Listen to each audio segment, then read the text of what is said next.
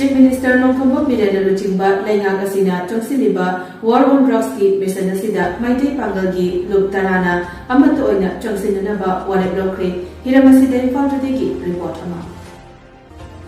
Manipur da lariba tongan ba Meitei Pangal singi organization tarana amata oina punsinduna hauze state asidagi drug marufangna muthatkadabani haina Manipur gi Chief Minister N.Biren na Changsilliba War on Drugs ki Khongjang ngasidagi mapung phana saugatpa haina achetpa firep ama lawduna punna wasakminakre ngasi nungthil lilong kaithel da pangthokpa wasakminabagi thauram amada saruk yakhiba Meitei Pangal Council Manipur gi convener Haji Arafat Khulakpamna IT News da hai Manipur gi Chief Minister N.Biren na ngasi mak Manipur dagi drug marufangna muthatkadabani haina Changsilliba War on Drugs ki mission asi yamna maram chaba Khongjang amani drug asi muthat haudrabadi state asigi tungi haurakliba mirol asida achauba chaitheng ama pirakani maram aduna state asida khundariba phurup khudingmakna jati bijati khaidana amata oina saugatminaduna Manipur dagi drug marufangna muthatlasi haiki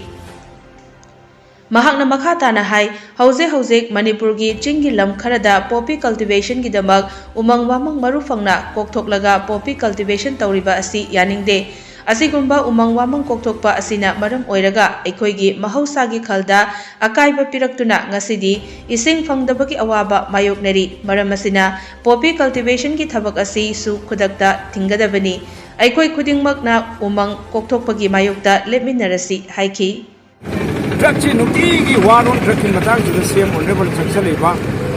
kenosi khongthang asi yamna phajaba leina ki ba kunai ki ba society ki eba tungi kunai gi dam takhalaga kuneba Khongjang asida mioi kharana tamnana drug asibu kulai win season raga Manipur gi society che tumna mutakani haibagi mon da Changsilliba sim basi kannabagi damakta ngasigi lupsing sina Changsilliba sida koina pambiba pandamdi Manipur dagi mayai kabani sase maru phangna muthatkadabani loina muthatlasi haibu kholau duma koi ngasi lauragani loina na umang wamang da ngasi kangna mai thadoaga masida akangba Manipur am ohelaga ising maising environment fandriba hajimokta ising phangdana awaba projagi kya chaitheng ama aduk chauna leiriba se masi mai thariba mayam masigi su against ani yaningde loina poppy cultivation oina Manipur chauna aduke matik Manipur gi chingmai chau khraba square kilometer 22,000 kilometer ki maya chida more than poppy ki cultivation che Afghanistan ki laimai da tharib adagi na yam babra haina ngasi khalle masi yamna tangai fatana jakse totally CM na Changsilliba Manipur lenga ki anuba sarkar na ngasi Changsilliba war on drug ki part se tasena khoi Manipur de leiba praja section kuding loop sing organization sing section kuding mating pulap saugat minraga jati bijati khaidana section minraga lepinraga pulap na khoi drug se totally muthatpa ngamgani aduga Manipur Muslim Online Forum gi President Rais Ahmad Tampakna haikibada hauzik Manipur gi chingi lamsingda umangsing paktakna kokthorakpagi mami ama tarakli poppy plantation asinasu umangsing kokthoknabagi achauba maram amasu pirakli 10% na tampak lam oiba aduga 90% na chingi lam oiba asida umangsing paktakna na kokthorakpa asina ngasidi ising fangdabagi awaba kaya ama miyamda mayok narakle hairaduna umangsing kokthorakpagi mayokta laingakna changsilakpa thabak thauram khudingmaktasu amatta oina saugatkani haiki drug ki mayokta changsilakliba Manipur gi mapung oina laingakna aduga under the leadership of people CM Honorable Chief Minister of Manipur na Changsilliba sidai koi karigumba without any condition the support taurani haibagi wafam thambi khibaga loinana deforestation gi koi jungle umang kokthorapagi achauba ihauwa basi Manipur da kanna lakpagi mami matari maram dinga sai pankhriba poppy plantation na si achauba deforestation taurabagi maram ma oirai Manipur da leiriba valley gi lamsi only 10% khatani 90+% di chingna ikoi leingak padugumba mafam makhangni mahai mafam singasida umang kokthorapdagi ngasi mang matam chana nong tadaba darkar leiba ikoi gi hingbada kwaidagi darkar leiriba ising phawba hujik ikoi gi phangdabagi awaba mayong nariba samisa mayam singse masigi se deforestation na achauba mahana lawrak pathudang ama khate na haibada hailin thongoi Manipur Muslim Welfare Organization ki President Kori Mayum Boboina haikibada Laingakna Changsilliba War on Drugs ki Khongjang da tongan ba lupsing na su Sougatnaba lakli drug ki Khongjang da kanagumba singna kanglup naiba wafam lomda pusilakpa sisu yamna laibak thibani Aikhoina hingbada environment asi yamna mathau tai Aikhoi ki environment da akaiba laklaba kanda aikhoina afaba tauri haina Laithokpa yaroi hairaduna chingda laibiriba ichilinau singna su environment bu yoktuna thambiyu haiki Manipur si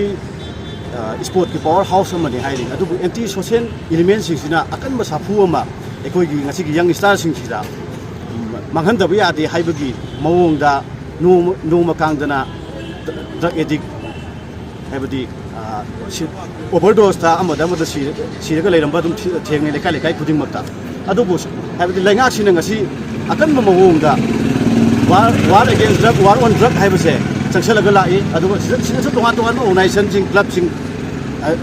tongan section da laibiri ba sing kinaso asauba haibadi cooperation piraga lai adu masi thona aduga tongan kanglu pasien doina pusalakpase yam laibak thibani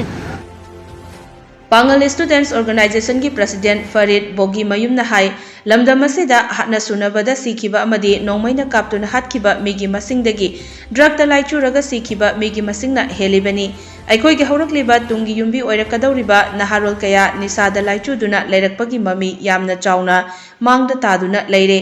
Mama leibakpu nungsigadaba naharol kayana drug ta laichuduna laikibada matam amadadi kunai asi amaga Gyan tanadaba mama leibakpu nungsidaba mathak makha olaba kunai ama soidana oiraklagani haiki ngasi gi kunai da Manipur da nongmaina panana si ki masing amni wakal tana tatna hana suno gi si ki masing da gi drug da gi laichu da si ki masing na si yele ngasi gi naharol sing da dungi yumbirel oirakataba na ha kaya drug na laichu duna bang churoba kunai ma soidana maki oigidaba gi koi manga taraga leire matamda Manipur kangadaba mama leibakpu ninggadaba naha kaya drug na laichu kin maram oiraga soidana maki ngasi tungi generation da kuli kunai ase amaga gyan tanadaba mama leibakpu sidaba wakal tanadaba mathak makha ola kunai soidana oirakadabi ngasi koi manga tadun leiramne Ngasigi wasakpagi thauram aduda saruk yakiba singna Manipurdagi mayai kaba nisa muthatlasi umang kokthokpagi mayokta leplasi haiba kholausu lauki Thauramatuda Manipur Muslim Welfare Organization Meitei Pangal Council All Manipur Muslim Students Organization Pangal Students Organization All Manipur Muslim Welfare and Development Organization Muslim Students Association Manipur Muslim Online Forum PYDC ADCCM amasung Lilong Bazar Development Committee gi maruoiba mihut singsu saruk yaki Manipur dagi mayai kabanisa umang kokthokpa singgi mayakta umang kokthokpa singgi mayakta